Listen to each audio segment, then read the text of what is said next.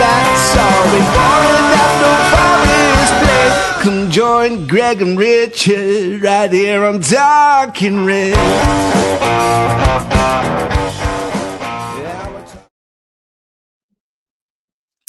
Hello and welcome to Talking Reds, a Nottingham Forest podcast. I'm Greg Oram, and with me, of course, it's Richard Spray. It's transfer deadline day, part one. And over the next hour, we're going to work through the latest reports, the moves that are close, and the deals that are starting to take shape as the window heads into the final stages. And one thing for sure on deadline day is that money talks. Money talks, money talks, dirty cash, I want you, dirty cash, I need you, oh. Money talks, dirty cash. Love that track. Takes me all the way back to my youth and clubbing down Southsea near Portsmouth. Anyway, we are focusing on Forest and the transfer deadline day. The time in the UK is just crept past 6 p.m. So we're into the last hour, Richard Spray. We chatted a little bit earlier when we were on doing our Crystal Palace match review, but we want to kind of get a little bit more into it now when we're thinking about the comings and goings at Nottingham Forest. So I suppose let's jump straight in. Luca Netz is the name that we should probably talk about straight away. He's apparently in the building, having a medical at Nottingham Forest. He's the 22-year-old German under 21 international. He's a left back, and looks like we're signing him from Borussia Mönchengladbach for a little over £2 million. So he's moving very fast, and we don't know lots about a lot of these players that get mentioned. What are your initial thoughts on Luca Netz, Richard? Well, I like it. He's obviously got a little bit of a profile that he's built up. I mean, I think at one point he was being looked at for Bayern Munich when he was coming through the academy. So there's definitely talent there. Clearly, I don't think they'd be looking at him if there wasn't. I like the fact that he kind of fits the profile of, as Raf likes to talk about, these redemption projects, right? Which is such an interesting thing to think about when you're only 22 years old. And I think this is a great opportunity for us, one, to fill a need with a guy who's played in a very competitive league, and secondarily, potentially build something for the future. Because as we've said, we don't know what's going to happen with, say, a player like Nico Williams, because we know Liverpool wants a right back. They want that spot solidified potentially, or they'd like to have it solidified. And so potentially is someone like Nico Williams going to be attractive to them, where they put a high dollar amount for him out there? And do we have the right support and coverage for that position, both in the interim or in the immediate and the future? But yeah, you never know what you're going to get with him. It could be a player that features enough to where he shows something, and maybe we can turn him around for profit or something like that, keep him as covered this season and do something like that going forward. But from what I saw in the film, I mean, he looks quick, and he's a left-footed guy as well, which is nice to have at that left back spot. I know we're going to look at WT's breakdown of him, but he definitely looks like a player that has got ability. Just, I don't know, without having seen a lot of him fully, how he integrates into the squad as far as like what he provides Deitch differently than what we currently have, aside from the left-footed component of it. Well, I mean, a left-footed left back is what we always want. Absolutely. And Danscape is in the comments. And of course, when I referenced that track and taking me back to my youth, Danscape can't help but suggest that it must be an old song indeed. Thanks very much, Dan. Steph Wilkinson, thank you so much for the $5. She says, today is a great day to avoid work. Yeah, you know what? I actually have got no work done today whatsoever. I've been glued to my phone, sorting out pods and things like that. I have put on the wagon wheel for Luca Netz. This is WT Analysis's player dashboard. I encourage you to go and find it because it's really good. So I'll make it a bit bigger. So for those of you that don't know anything about Luca Netz, me included, this is a really good way to perhaps get a little bit of a flavour for him. If you can't see the screen, on the wheel you've got facets such as player impact, assists, XG, goals, progressive carries, and so on. And shots blocked is where he seems to feature really well, Richard. And as a defender, that's what you want, isn't it? And a threat prevented, quite high in the percentile in the 83rd bracket on that. 58th percentile on interceptions. A bit low on tackling, maybe 42%, 42%, 42nd percentile rather. 42nd percentile for successful defensive actions. He's a young player who, as you touched on, had been labelled as one for the future, with Bayern Munich interested in him as a 17-year-old. And so maybe he hasn't quite lived up to the hype. He's at Borussia Mönchengladbach. It looks to me, from what I've read and from what I can tell, that he has about a year and a half, I think, left on his contract, or something like that. So it appears that maybe Borussia Mönchengladbach want to cash in now before they lose out on any money for him at all. Now I've given you a chance to kind of digest the wheel. You're probably a little bit better than I am kind of picking that apart touch more. Does anything jump out to you just looking at what Will's analysis has given us on Luca Netz? Yeah, I think the thing that sticks out to me is progressive carries isn't like spectacular, but it's good. And then he gets into, so he's kind of a weird sort of in between sort of defender slash wingback. I know this is featuring him as a wingback in terms of comparing him to other wingbacks, but his XA is pretty high, and his assist is about the same 67th percentile in relation to that. But it seems like he's putting himself in position by having such a high XA to get opportunities to provide assists. And Nico, doesn't have a ton of assist numbers, but I haven't looked at his particular XA, so I'm not quite sure where he features in relation to, say, our existing Nico Williams. I think Danscape may have been tracking that or showed that to us earlier. I just hadn't had a chance to look at it. But yeah, what strikes me as well is he's definitely not going to be the most progressive player going up the pitch in terms of how he carries the ball, how he attacks that final third per se, but he does have some elements to his game where he can provide some support from an offensive standpoint. Yeah, I like the shots blocked, so he's throwing his body in front of things, but to your point about tackling, it looks pretty suspect, although he's got 58% from an interception standpoint, so that 50th percentile rather. So that's not terrible, but it's pretty average. But there's aspects of him, it looks like, where you can build on potentially, and that's a great thing to have. Obviously, as we've said, we've struggled from a depth standpoint on that side of the pitch. We certainly didn't see enough from Zinchenko when we brought him in. So maybe we're catching the lightning on bottle with this type of player, being as young as he is, being someone that maybe our current coaching staff and a future coaching staff can mold. Okay, just a bit more news on Luca Netz. Hannah Gubrecht, who is a journalist linked to Borussia Mönchengladbach, she's reporting on X that Luca Netz is going to sign a contract for 4.5 years for Forest, and she also says that he's going to be wearing the number 25 shirt. So she seems to have some good information. The paperwork is done, the medical check as well.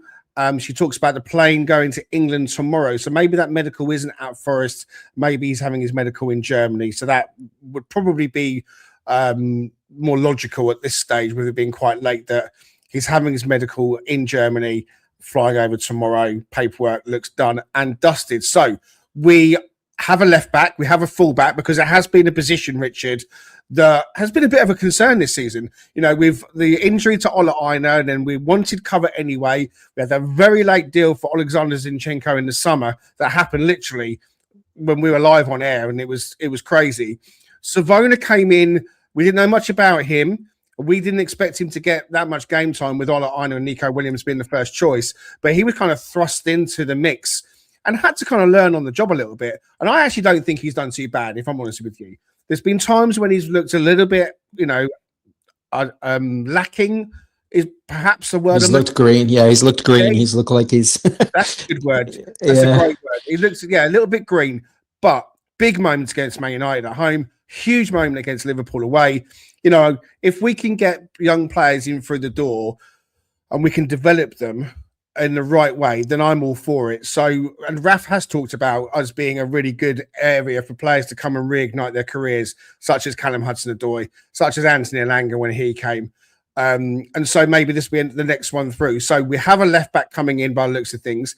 And on my calculations, Richard Spray, that's the 25-man squad filled. So if we wanted to make any more signings, it looks like we would need to leave out Wood, a Wanye, one of them or both. We don't know about Savona's knee injury. I'm hoping, obviously, that's going to be something not too serious, just a couple of weeks or maybe a month out at worst. But I wanted to ask you about some of these links that we've had, because there's been it's Forest. There's always links. Which name that's been linked to Forest feels like genuine groundwork rather than maybe agent-led noise? And I'm thinking about Engels at Celtic. I'm thinking about the lad from Middlesbrough and all the other ones that we've been looking at. Which one feels more realistic rather than just chucking a name out there and hoping for the best? Yeah, I mean, I know they're being pretty obstinate about not wanting to let him go, but I would say Engels probably is at the top of that list. There's something about that midfield area that they see potentially they have concerns about. Certainly, we know, and maybe they see something in him. I haven't watched a ton of him, so I can't speak to all of the minutia of it. I haven't seen a bunch of data. You'll probably, I'm sure, bring up the wheel with WT analysis in relation to him, but we are going to have a deficit when it comes to the midfield area in particular, come the summertime. And while, you're not just trying to project yourself forward all the time in a January window, you're trying to get oftentimes what you need right now to get you kind of over the line. And for us, that's to keep us from relegation. That maybe gives us a little edge where we can get edges in Europa, which is why the striker thing seems like a kind of a critical thing, because you want to have that enough depth and coverage in relation to those two different situations that we find ourselves in. But Engels definitely seems like it. I mean, to the point where they keep ratcheting up that price point that they're willing to pay for him. So that tells me there's some serious commitment to that idea, because he's approaching, if I'm not mistaken, based off of the reported numbers, he's approaching a similar number to what we paid for Anderson. So it's not like miles off of it. So, and I'm not suggesting that he's the next Elliot Anderson by any stretch, right? Don't know enough about that to know for sure. He certainly hasn't featured in Premier League like he's featured, like Anderson had at least had some minutes in the Premier League.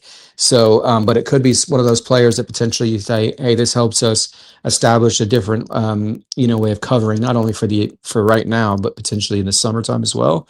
So, getting ahead of the game, as it were, from a standpoint with replacing someone like Anderson. I'm not 100% sure on all of that. I'd have to go see if I can poke around in what Dan has or what WT Analysis has to make that determination. But he definitely seems like the most serious and the most coveted.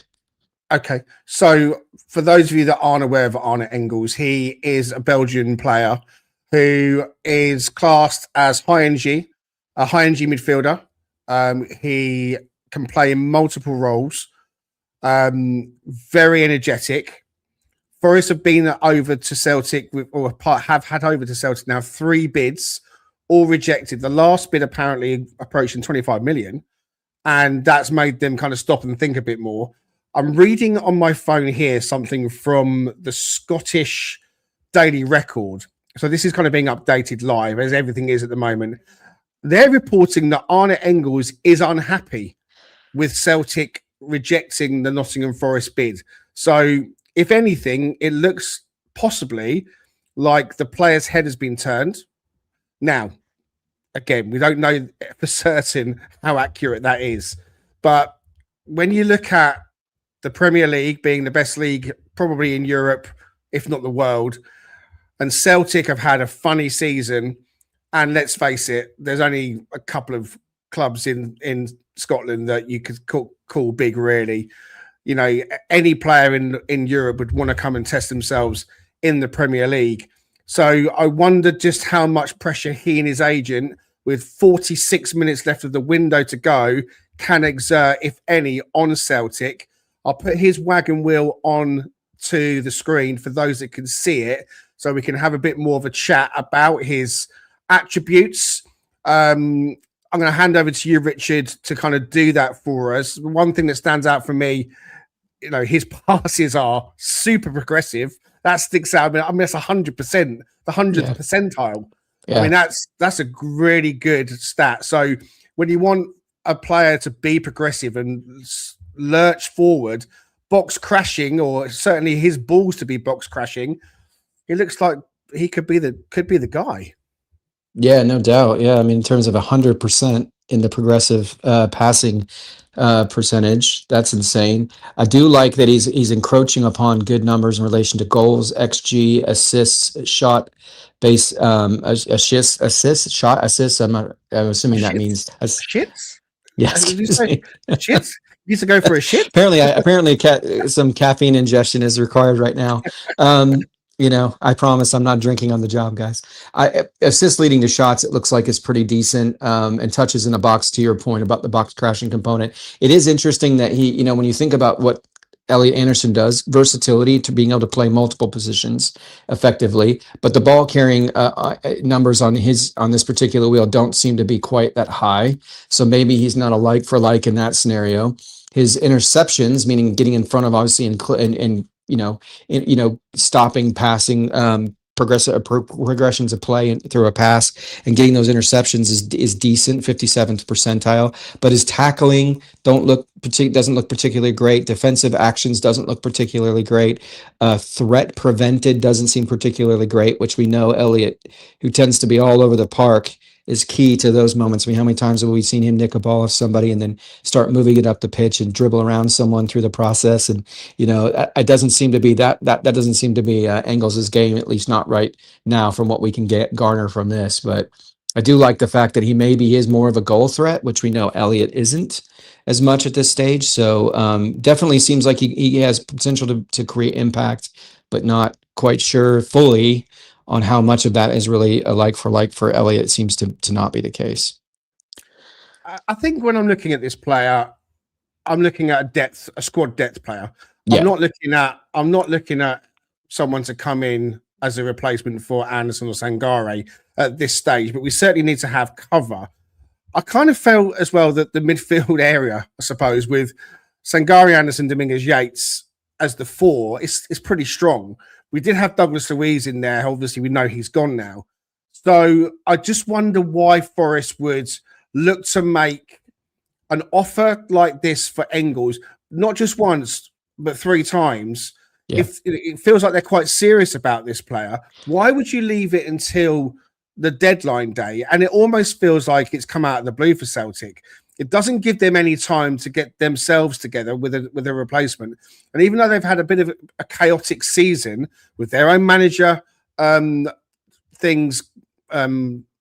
problems with Rodgers and then Nancy coming in and O'Neill back twice, they've had it up and down as well. So they want to try and get their house in order. And at the same time, they're still in with a chance of winning the Scottish Premiership, which for the first time in almost my lifetime, and I am old, feels super competitive for once. So I just wonder what Forest's thinking was, Rich, when it comes to making a bid for a player they clearly fancy. When Douglas Luiz went last week, and we knew he was going before then, we got Lorenzo Luca in good time, and thank God we did. But they've been after another striker as well. So we're going to come to strikers shortly. But on this midfield incoming player, they've looked at another player in Hayden Hackney as well. Arne Engels. They were after Fratesi. The Japan player, Kodai Sano, another one that was linked. It just feels late in the day. A Forest panicking again. I don't know if they're panicking. I just think this is what they do. I think if it had been, we were so quiet in the last window, clearly last January, and then prior to that, obviously we got sells in the January window. I don't know what it is about our recruiting team. I don't know if it's that there's a struggle they're focusing on players that probably on teams that aren't, certainly people know Celtics. So how am I trying to articulate this? Basically, are they fixating on players that we know are coveted by that individual team? And so trying to pry them away from them is going to be very difficult, especially to your point, given the circumstances. Hackney being a perfect example because they're in the process of trying to get promoted. Are they really going to want to release their captain, one of their best players, at a key time? Clearly not. So is it like something about the way our recruiting a team is saying, oh, well, we're Forest and we're Premier League, so we can just get in there with a good bid. And if we get it a high enough number, then we're going to be able to pry them away. in some instances that may be true, but I doubt that happens in a January timeframe. And that may be the key problem here, is that they recognize there's holes. What's interesting to me is, for a coverage player, do you want to pay that much money, and do you want to go after them that hard? Because as you pointed out, there's plenty of players that we currently have in that midfield range, in that midfield area, that have fit into the culture and or the dynamics that Deitch has right now. So why would you be trying to kind of insert somebody different, especially considering if you're going to do that? I mean, clearly there's a lot of layers to the whole Luis thing. I'm sure he may not have been totally happy about being here. He certainly wasn't getting utilized for whatever reason, whether that be health reasons or whatever, what have you. But there's something about this player that they clearly see. And Fortezi, as similar to Engels, it has more goal scoring capability. There's something about the way he operates from that midfield area that creates that aspect of it. And so maybe they're thinking, well, if we can't get a dynamic striker in here, maybe we can support potential goal contribution in a different way. So maybe that's what's going on. I'm not 100% sure, obviously, because I'm not in the room, but I just find it interesting that you keep moving up the price for someone that you think is just cover, because we've got enough of that current state. So I just, curious.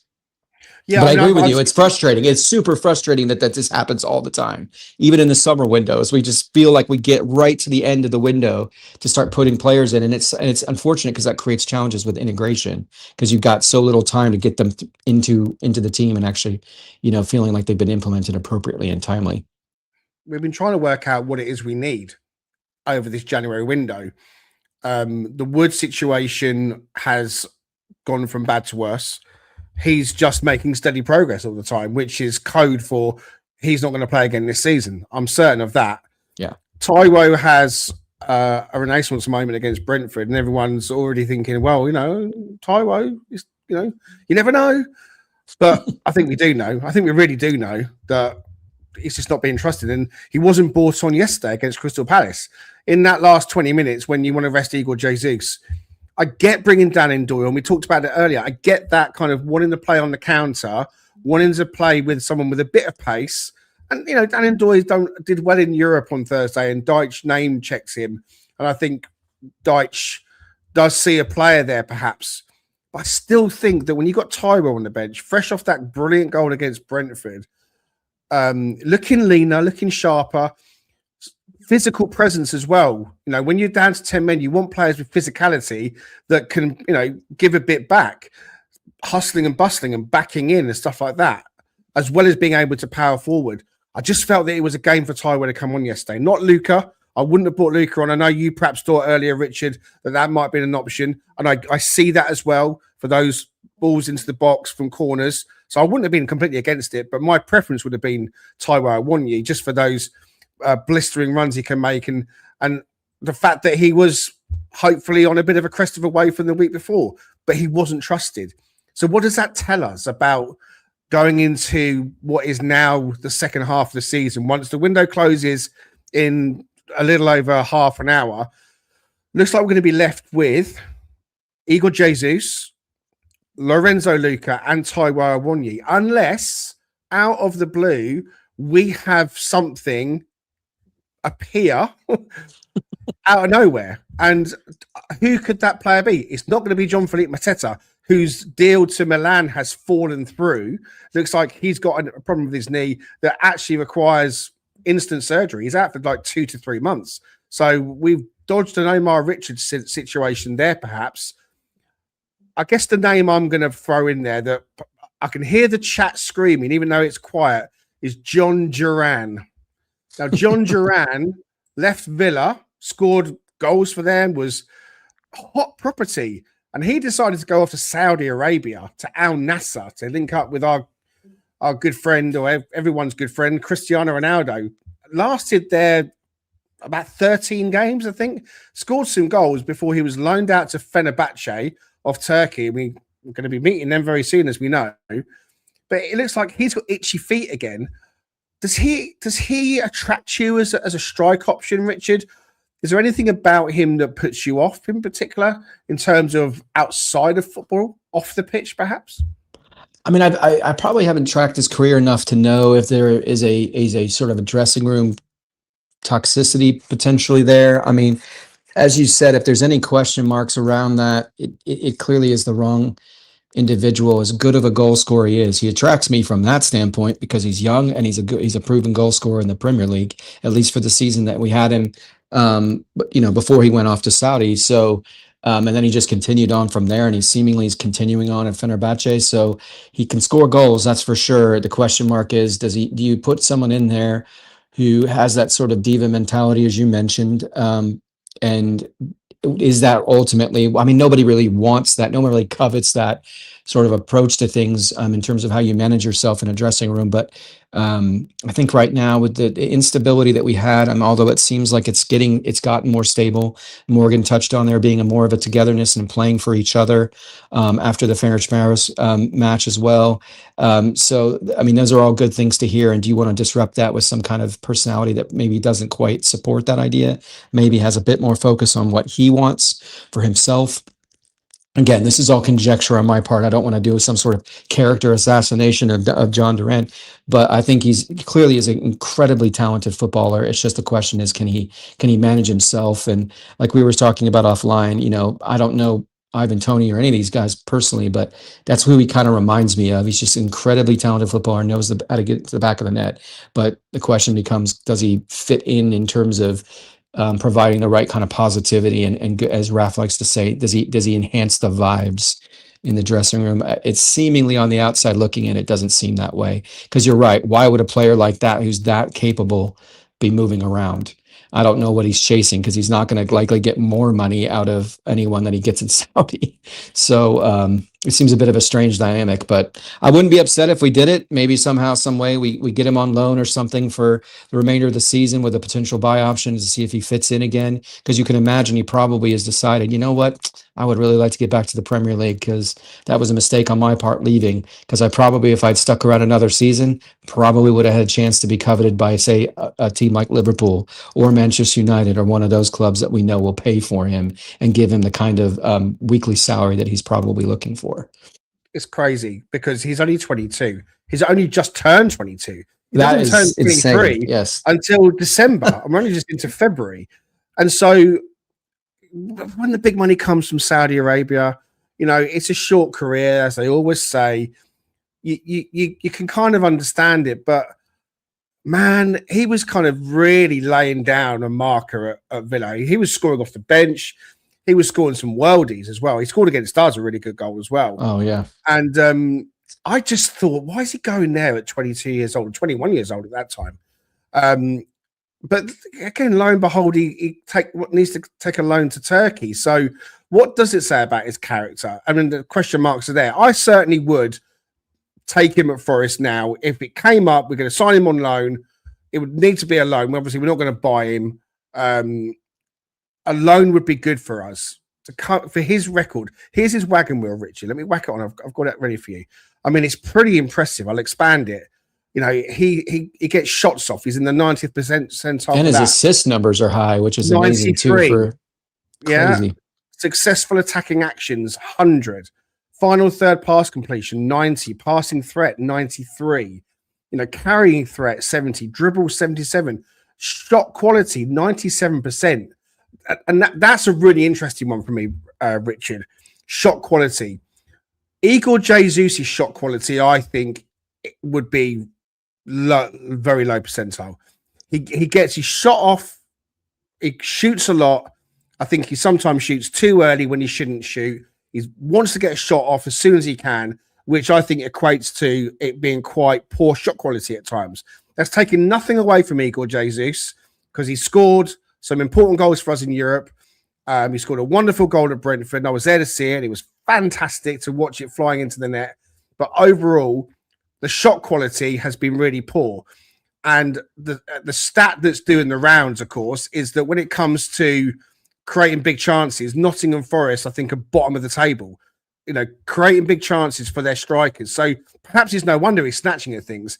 A player like John Duran comes into your side. Yes, they still need to create chances, but it also feels like he's creating his own chances, doesn't it? It does from this wagon wheel. I mean, what do you covet? You covet players that are filling this up in all these different areas, and he's 3/4 of it. He's kind of filling it up. So I can't deny what the data is illustrating to us right now. And I'll give Dan credit for this comment. play teams like Villa, for example, or even West Ham. Take West Ham as another example.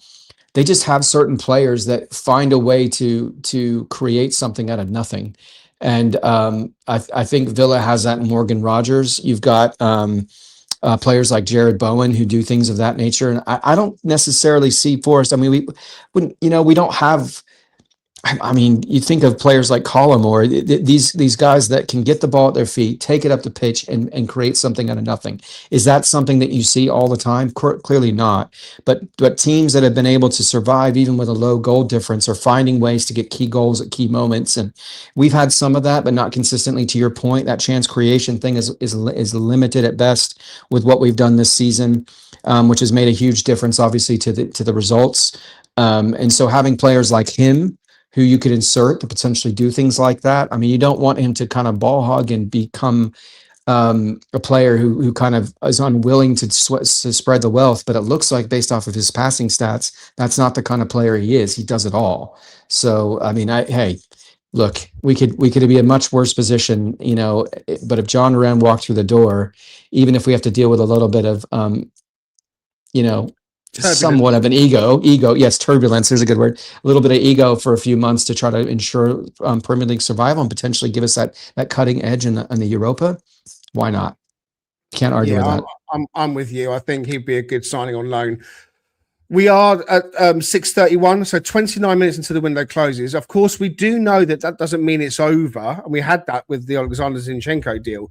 So if a deal sheet has gone in somewhere before the deadline closes, remember this, folks, it gives clubs the extra hour to get the deal over the line. So as long as both clubs have agreed that the deal is going to happen and the deal sheet goes in before 7 p.m., then there is still that little bit of extra time, which is why we will be back at 8 p.m. I'll be back with Raf. So we're going to be finishing off here at 7, taking an hour break. I'll come back at 8 o'clock with Raf and maybe one or two others hopping in just to kind of mop things up and see where we're at. But Richard, if I'm going to go to a break, but the question I'm going to leave with you for when we come back, if we get to 7 o'clock and beyond, let's say we get to 10 o'clock tonight and it transpires that nothing else has happened, would you see the window as a bit of a failure? Or do you think it's been maybe just sensible recruitment this time, with them really getting what they need rather than chasing after players endlessly, such as the Engel situation? They could chase that. So if we don't get anything else coming in, is that a failure or a sign of sensible recruitment? The Cheese Trader, based on Grape Lane in York, is a cheese lover's paradise. Home to some wonderful specialty cheeses, relishes and chutneys, and also with a fantastic street food menu. Try their loaded fries or posh cheese on toast. It'll be the best you've ever had. Owned by Forest fan Stu Freestone, the Cheese Trader proudly sponsors Talking Reds. Quote Talking Reds every time to get 10% off your order. The Cheese Trader and Talking Reds, the perfect cheesy mix. Really delighted to have a few of you watching, actually. I know that there are other channels that are live and you've got a viewing choice. So for those of you that are with us, thank you very much. Please, whilst you're here, go ahead and hit like on the video. And if you haven't already, please do subscribe as well. We really appreciate your support. Thank you so much for all the 5-star reviews we've had on our podcast channels as well. So if you want to jump in on some of that, please do so as well. Just quickly to say, Nottingham Forest women have announced a signing. Midfielder and Australia international Alana Murphy has put pen to paper to join Nottingham Forest women. Richard, I was asking you about the fact that if nothing else happens, is it a failure or a sign of sensible recruitment? I would err on the side of saying sensible. I think failures, we got a striker in, right, who's got, granted, limited experience or limited seasons where he's bagged at least double-digit goals, right? He's got the one from last season, which attracted him to Napoli, and so clearly things have not worked out at this stage. So you might have an opportunity to find something that at a really good price point, current state, and then subsequently you're obviously going to have to pay for it if he does bag a few goals in the Premier League. But that's a good problem to have, clearly, because if he does that, and that puts us in a good position moving forward. And he's a great one to partner with, not necessarily in a 4-4-2 scenario. I'm talking about just in terms of depth with Igor Jesus. So from that standpoint, I think you've covered that one area reasonably well. It's not exactly what we hope for. We would want someone in a more immediate impact. The other thing I would say is you've got your left back cover, and you've got a left-footed left back cover, which I know Danscape and others have constantly talked about wanting to bring into the club. We had one last season, obviously, but then with Nico's form, it just made it to where he wouldn't see the pitch. So, and that's okay, because that's the kind of thing we want. We want that competition, and we want that kind of level of performance from a Nico Williams, who we've invested a lot of time, energy, and development into.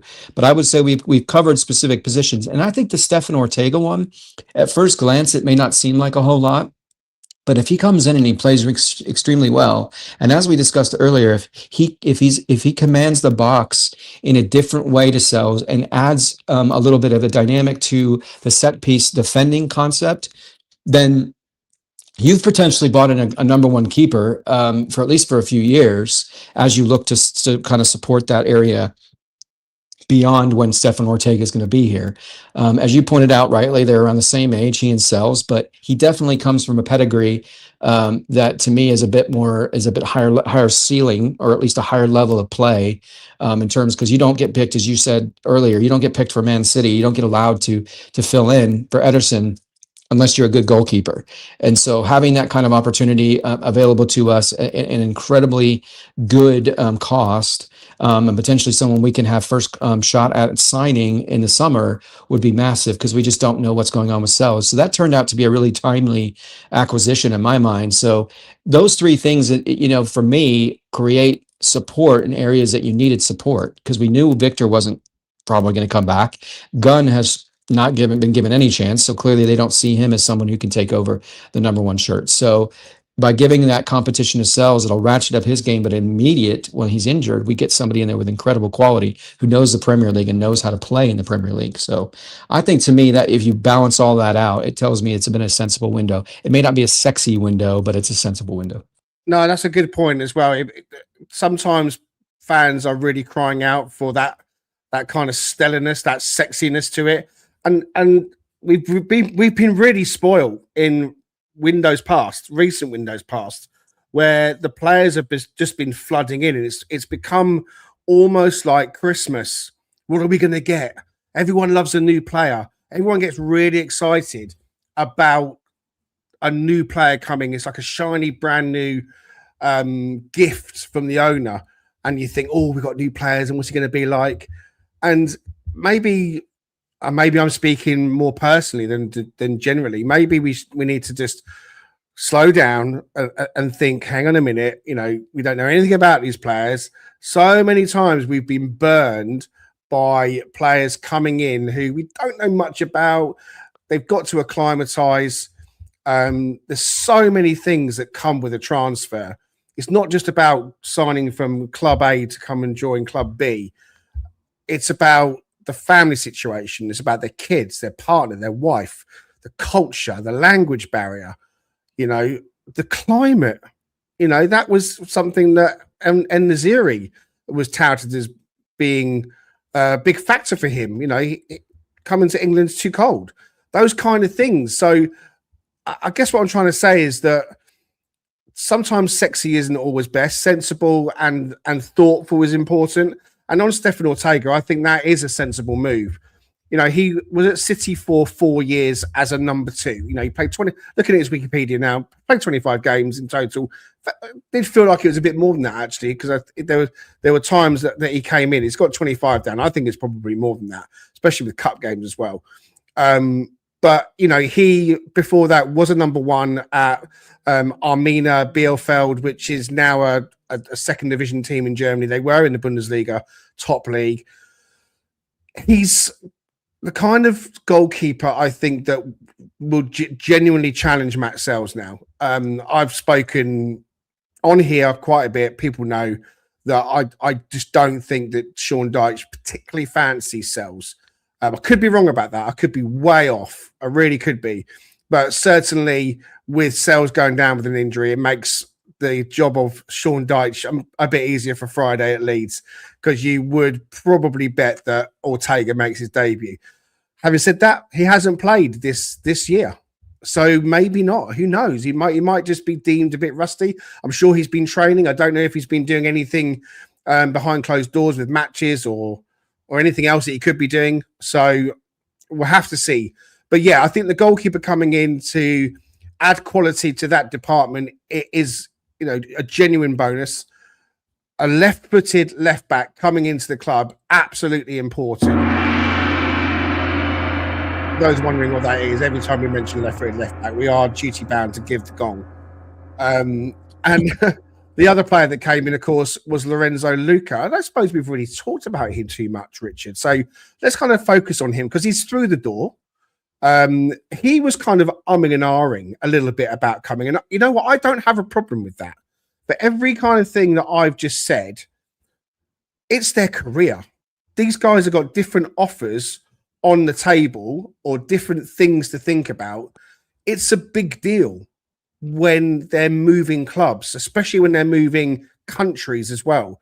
Because looking at his profile, he's Italian, as we know, who spent his entire life career in Italy. He's coming out of Italy for the first time, and he had different options available to him. And I did see more than one or two people on social media, and I know that social media is the human zoo, but people, if he's not coming, F him, we'll move on. I see it differently, guys. I would say to everybody out there, just be a little bit more patient. These guys have got things to think about. Don't take it too personally if they don't want to come or if they want to think about coming. I understand fully, Richard, that they've got a big decision to make, but he made that decision and he's our player now. And we get behind him. 6'7", so Pizza Crouch, as the Forest fan base have already dubbed him, which of course is superb. What are you hoping for from Lorenzo Luca? I mean, give me a dream scenario, a realistic dream scenario. Obviously, I don't want to hear you say he's going to score 30 goals for us. He's going to finish top of the charts. No, and it's definitely not going to say that. What's the realistic best case scenario for Lorenzo Luca for the rest of this season, as far as you can see it? From my perspective, I think he provides an opportunity potentially to spell Jesus in these forthcoming Europa games. I mean, obviously you want to go full tilt. You want to really give yourself a chance to win that. So maybe that's not the case, but maybe you say, okay, well, depending on the level on who you're playing. I mean, every Premier League match is critical, as we know. They're always difficult, no matter who you're playing, because we've often been accused of making that comment that we think this game is quote unquote more manageable. Right. But in reality, they're all difficult. For me, if he gets 5 to 6 goals, especially if, 4 or 5 of those goals come in the Premier League, I think that's a win because, there's a number of weeks still left, as we know, but there's still not a ton of time for him to get acclimated and to really insert himself into and be competitive, potentially to take a starting 11 position from Jesus, who, while he hasn't had the, as you put it out, shot quality and end product that we think, we've seen flashes of it. And this, so many players, Chris Wood and himself, take time to acclimate to the level of play across the board in this league. So if he comes in and scores 5, 6 goals, I would be happy, because you think about what you're missing. You're missing a 15 to 20 goal striker currently, and in Chris Wood. And so it's an aggregation of goals at that point. And so if he comes in and gives us 5 or 6, by all means, to me, that makes a difference. Potentially is an asset late in games on when you're defending set pieces and you're trying to secure a point or 3 points, and having someone with his height and capability in that arena would be of value as well, just to keep things much, because it's been such a much maligned area of our play. So that would be my realistic and hope for him, would be at least contributing to that number. Because if you think Jesus maybe gets to 14, 15 by the end of the season, across all competitions, you add Luca's, 5 or 6 or so in that arena. To me, you've done a pretty adequate job in a very difficult situation from the get-go, from the moment, Nuno left and Chris Wood was injured to now. You've done a pretty adequate job trying to patch that together in order to make things, to get results. I'll correct myself. He did have a spell in the Netherlands at Ajax on loan, so he has been out of Italy. So I've correct myself there for those that are screaming down the chat at me or down their headphones at me. I'll put his pizza up, Wagon Wheel Pizza, because I've got that as well from WT. I'll expand it to make it bigger. This is obviously his stats from Napoli. He's only just joined us. One thing that we talked about was the shot quality of John Duran. 83 percentile, 83rd percentile. That's not bad for Lorenzo Luca. Progressive carries is up at 83. Carrying yards is up at 83. Didn't quite expect that, if I'm honest with you. I'm not quite sure what I'm expecting. When they're tall, maybe you stereotype people and you think, well, they're not great movers, but Crouchy was a good mover. Crouchy's got a lot of goals and a lot of good goals as well. His final third pass completion is in the 100th percentile as well. Really positive in that respect. And he's got not bad scores as well when it comes to shots and shot accuracy. 65 and 70 percentile. A couple of lower scores in there. What are you looking at on here that stands out? Yeah, the XG. The XG and the goals, 39th percentile. That's really not exactly what you're looking for in your striker. But, again, you potentially bring him in to pair with somebody else to give a different look to a team.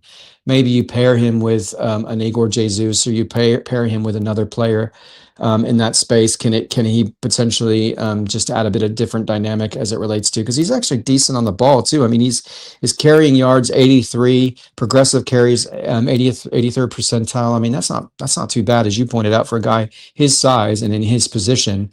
And so there's maybe a little bit more dimension to his game than we give him credit for. Shot quality is good. That means he's diagnostics in terms of when to take the shot is pretty good. But yeah, I can't believe his XG and his goals are 39th percentile. That's very disconcerting. But maybe that's the thing is, there's so much to that in relation to how he's getting fed the right passes. Is he really being put in position to succeed in that regard? We talked about that with Igor as well, whereas Chris Wood benefited from having the likes of Anthony Alanga and Morgan Gibbs-White at the top of their game, feeding him and putting him in position to score goals. So it's all there's a lot that depend that you. I don't want to disqualify that low of a percentile, but I would say that there's a lot that goes into it, and sometimes we can be a bit punitive and see things like that and go, yeah, clearly he's terrible. Well, clearly he's taking good shots. Just for whatever reason, the XG doesn't seem to point to them being likely to go in. So, but anyway, that's kind of a weird, in my mind, that's a weird bit dichotomous to have I'm not the statistician that say WT or Danscape is, but how do you have such a high shot quality and then have such a low XG? I don't know. Well, I mean, maybe go ahead. Sorry, I'm going to say the thing on that is that this is potentially. Well, it is. It's Serie A 25-26. So that's this season, and he's hardly played. I mean, he went on loan to Napoli from Udinese. So go back slightly. Originally at Pisa, where he had those loans out to Ajax, and he was scoring goals at those clubs. But when he went to Udinese on loan, he scored 8 goals in 37. And then they bought him and he scored 12 goals in 33. So, 1 in 3, thereabouts. The loan to Napoli was an obligation to buy as well. So he kind of went to Napoli on loan, and that became an obligation to buy.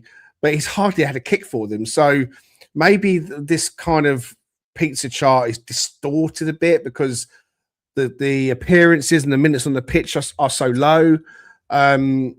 I don't know. I think from can you change it to last season, maybe, to see if that. I don't think so. I think you've only got it blocked out. Do that one competition. I mean, it's still really good value to see these kind of numbers. But I guess what we've always said when it comes to stats and figures is, what's the story behind those? What is the real story? If we read too much on those figures, then it doesn't give you the full picture. What we know is. He's here. He has come to play. Like you touched on, he's going to be giving good competition to the strikers. He's going to be allowing Igor Jesus a rest because, he has been all on his shoulders since the Wood injury. And that's That's crucial. It's going to be allowing him a rest.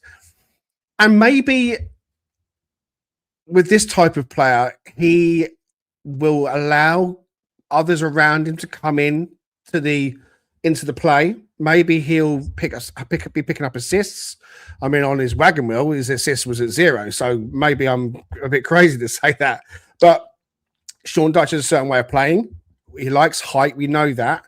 We saw yesterday against Crystal Palace that there wasn't that litany of long balls going up. There are lots of lovely passing moves on the floor with Igor Jesus.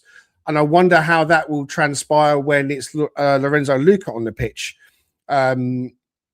His footwork, we don't know about so much. We think, again, stereotypically 6'7", he's going to be good in the air. So let's get the balls in and cross it as much as possible so he can get his head on it.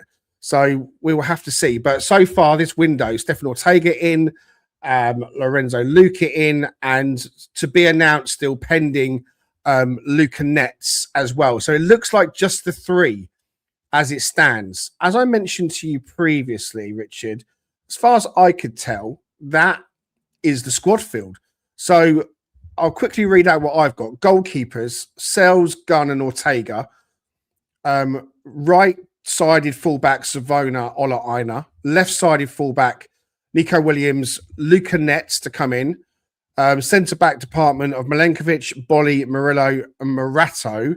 Don't forget Abbott and Jer Cunha are under 21, so they don't get included in the numbers. In the midfield, Ryan Yates, Sangare, Gibbs-White, Elliot Anderson, Dominguez and James McAtee. And then an attack of Bakwa, Hudson-Odoi, Ndoye, Hutchinson, Igor Jesus, Lorenzo Luca, plus Chris Wood and Awoniyi in those numbers as well. So that gives you 25 names. So that looks like the squad. Now, again, we don't know about Wood. We don't know if he is going to play. But in the absence of any other players coming in, you obviously leave him in on the hope that he does come back. But that's our squad by the looks of things, Richard. We're nearly out of time before we end this episode. Just a quick word on the European squad. How does that affect things when it comes to Europa? We're allowed to make 3 changes. We've lost Douglas Luiz out of that squad. We've lost Alexander Zinchenko. No, I beg your pardon, we haven't lost him. We've lost Douglas Luiz out of the squad, and we've lost Cali Mwendo out of that squad. So 2 places have been vacated. We're allowed to make 3 changes. Who's going into those 2? And do we make a 3rd change? Does Hutchinson get in?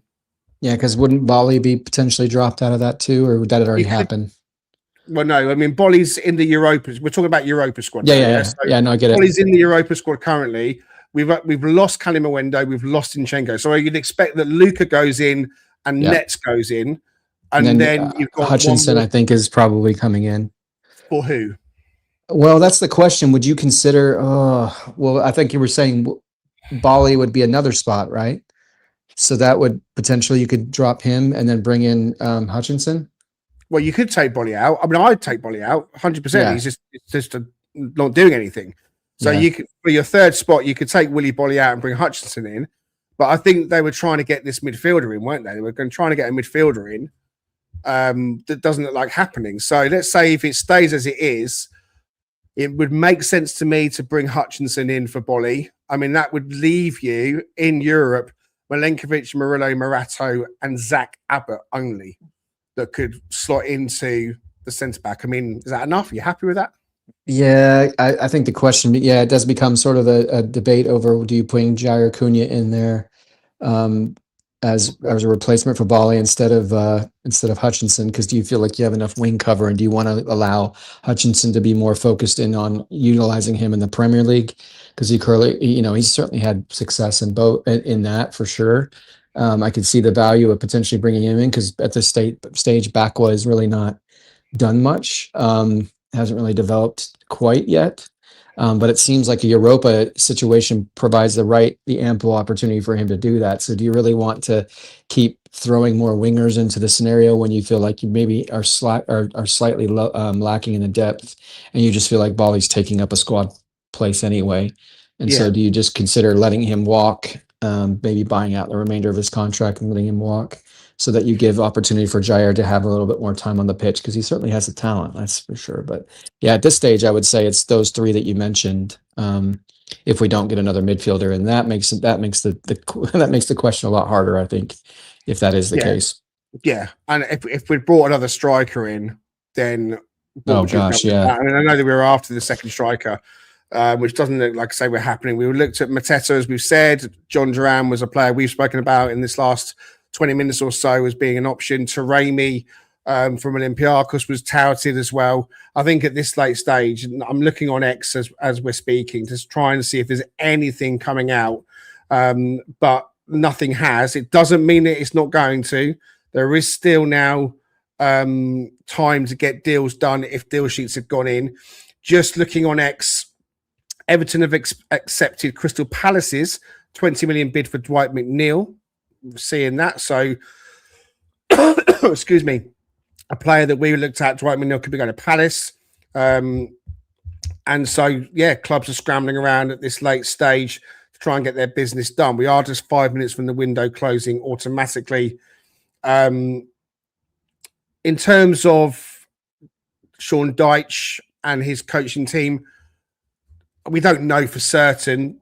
We'd like to think they've had a strong say in players coming in and who they wanted. It feels like they would have done. Would you say so? Would you agree? Would you No, say I would agree. I think so. I mean, even though you're potentially moving on from them in the summer, depending on how things progress for the remainder of the season, because there does seem to be a little bit of a cohesion that's developed and a stability that's developed within the dressing room and through the club at this stage. Defensively, we're for sure top 3 or 4 in the Premier League since Sean Dyche came in. Right. Forest are defensively, in terms of shots on their goal, like top 3, top 4 in the Premier League. Right. And we were getting more clean sheets. I mean, we're not giving up, as I think we were saying the other day, like that was the first goal in however many matches that we've given up in the Premier League. So he certainly he's allowed the needle to be pointing in the right direction in terms of what he's done to date. We may not always be happy with, some of the ways that he approaches a post-match interview, or which I still think is heads and shoulders above what Andrew's doing. But at the same time, similarly, I mean, it's hard because you're at the bottom of the barrel scenario with Ange in place. So it's only going up from there. But he's reached the same level of points, I think, that Nuno had achieved, granted a couple of matches in prior to exiting. But he's at 1.31 points per game at this stage. So plenty of points that he's accumulating per match at this stage to get us into safety. And then the question becomes, how much can he impact the Europa side of it, which a lot of is in his control. But to your point, if he's having some influence, but not total influence on the recruiting side of it. But I can imagine he is having a say. I don't think they'll just be eliminating him from that conversation, but who's really pulling the strings? I'm not 100% sure. Is it Sirianos? Is it Edu? It feels like maybe Sirianos. But yeah, I definitely think they have an input, because they're gonna have to utilize these players. And so they may look at them and go, yeah, from a skill set standpoint, he fits in this way. And I feel like I can utilize him in this way, kind of thing. It's funny because we were talking about panic earlier, and our Forest panicking, or have they panicked? It doesn't feel like they have. I mean, it feels like Forest have been true to type and put the feelers out for a load of players, and some might come to something, some won't. But our good friend Callum Castell, who has a really good way with words, he's just put out on X, and this isn't to do with Forest, but it's in reply to David Ornstein, who is breaking the news that Palace have reached the agreement with Everton over the deal for Dwight McNeil. And Callum's replied, 103 million for Dwight McNeil, Strand Larsen, and Brendan Johnson. I mean, just kind of take that in. It's 103 million for Dwight McNeil, Jorgen Strand Larsen, scored 1 goal this season, and Brendan Johnson, he was the invisible man yesterday. That's quite a figure, isn't it, for those 3 players, Richard? It's ridiculous. I think it's all based off potential, right? But I love Brendan. Oh, no. Yes, no question. He was worth the 35 million they paid for him. I'll give him that much. Yeah, and when he's humming, I mean, he's a fantastic player, right? And he's still a very young guy. I mean, he's still got plenty. And there's so much that goes into your success rate when you are on a certain team, because he was the number 1 goal scorer on Tottenham last year. We've seen plenty of what he could do when he wore the Garibaldi red. We know what Strand Larson did last season, but we also know there's some weaknesses there too. But again, he's still a guy who's only been in the Premier League now a little over a year. So it's not like he's been there for a significant period of time. And then Dwight McNeil is one of the most bogey players we've had to deal with when it comes to him being on Everton. He always seemed to be a problem for us when he was playing against us. So he's one of those guys that's just, he doesn't do anything spectacularly well, but he's just consistently good player. And so it is a bit of you're being overpriced, or you're paying that tax that comes with a January window for someone like that. But I agree with you. That is, I mean, when you put it in totality like that and so succinctly like that, that is insane. Because it's all, at least for two of them, it's based exclusively off of potential or moments of great play, but not consistently great play. It's just gone 7:00. The transfer window is officially closed. Those cash registers all over the country. Everton and Spurs and Wolves are going. Thank you very much, Crystal Palace. And that does smack a bit of panic. Right, we're out of time. We're going to leave it there. Part 1 is done and dusted. I'll be back in an hour's time to kind of pick up the news that may still come. But don't be too despondent, Forest fans. We've got a good squad still, and we've made an important signing, I think, today with Luca Netz coming in. Left back cover, I think, was probably the most important area. And Forest have managed to get in, by all accounts, a promising young player. So, Richard Spray, my podcast partner, you legend. Thank you so much for the last hour, buddy. I'll be back at 8:00. See you in a bit.